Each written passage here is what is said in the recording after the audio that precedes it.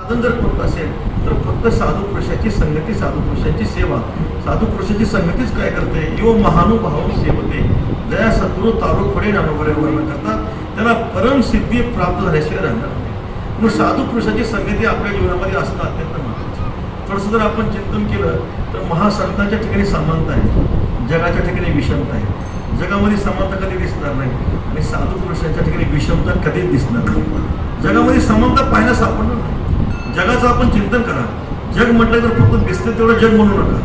पुराणामध्ये आपण ऐकलेलं आहे, वर 7 लोक आहेत, खाली 7 लोक आहेत. अतळ वितळ सुतळ तळातळ रसतळ मातळ पाताळ. वर 7 लोक आहेत, भोरलोक जनलोक मोहरलोक तपोलोक सत्यलोक. वरचे 7 लोक घ्या, खालचे 7 लोक घ्या, मधला मृत्यू लोक घ्या. एवढी जरी ब्रह्मांडाची रचना असली तरी सुद्धा या जगामध्ये विषमता आहे. जगामध्ये विषमता असण्याचं कारण काय हो? जगामध्ये विषमता असण्याचं कारण शास्त्र सांगतं की जगाचं जे कारण आहे ते कारणामध्ये विषमता आहे.